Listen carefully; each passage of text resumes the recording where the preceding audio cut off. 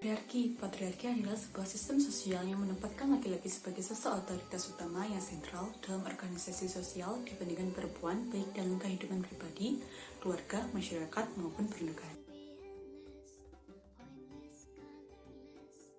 Ada juga dampak yang ditimbulkan oleh budaya patriarki. Yang pertama, marginalisasi atau proses peminggiran yang mengakibatkan kemiskinan secara ekonomi. Yang kedua, subordinasi atau penomorduaan, yang pada dasarnya adalah keyakinan bahwa salah satu jenis kelamin dianggap lebih penting atau lebih utama daripada jenis kelamin yang lain. Yang ketiga, stereotip, yaitu tentang individu atau kelompok yang tidak sesuai dengan kenyataan empiris yang ada.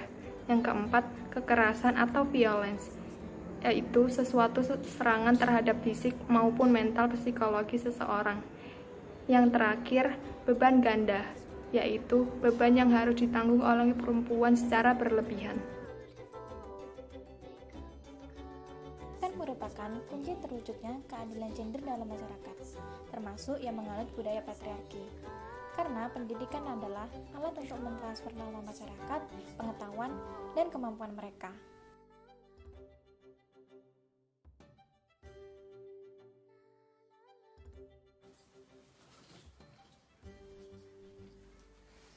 Pemosisian gender dalam iklan.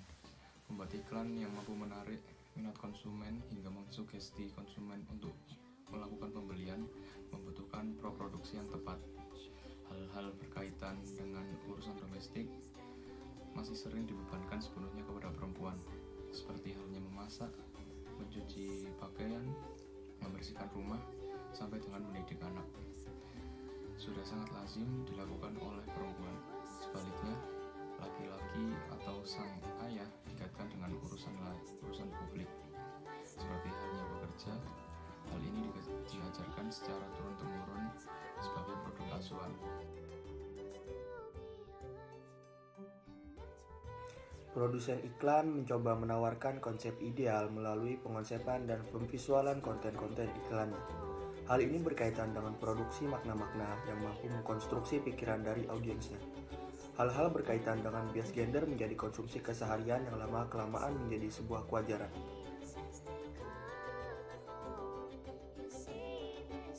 Nah, pemosisian gender saat ini lebih menempatkan laki-laki dalam sektor publik dan perempuan dalam sektor domestik. Hal ini sesuai dengan fenomena yang terjadi di Indonesia.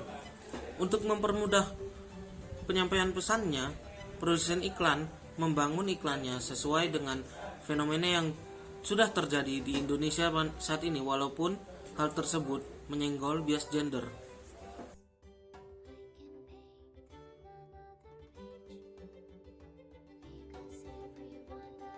Toxic masculinity dapat didefinisikan sebagai perilaku sempit terkait dengan peran laki-laki dan sifat laki-laki. Dalam toxic masculinity, definisi maskulinitas yang lekat dengan sifat pria identik dengan kekerasan, agresif, dan tidak boleh menunjukkan emosi. Toxic masculinity juga berkontribusi terhadap kecenderungan laki-laki untuk menjadi agresif dan memiliki sikap negatif terhadap perempuan. Sikap negatif ini bentuknya banyak, termasuk kekerasan dan diskriminasi berbasis gender. Jadi, selain berdampak terhadap individu, toxic masculinity juga membentuk pola interaksi dalam masyarakat yang kita lihat sekarang ini. Di Indonesia sendiri, ada hal-hal atau tingkah seorang laki-laki yang termasuk dalam toxic masculinity. Di antaranya 1. Mengejek teman laki-laki yang curhat masalah hubungan. 2. Langsung emosi atau main kekerasan saat mendapatnya dikritik. 3. Mengejek teman laki-laki yang menangis. 4. Mengejek teman laki-laki yang berpenampilan rapi. 1. Sampaikan bahwa anak laki-laki juga boleh menangis dan mencurahkan apa yang dirasakan. 2. Hindari ujaran yang meresahkan perempuan, seperti kamu berbicara seperti perempuan dan juga berjalan seperti perempuan.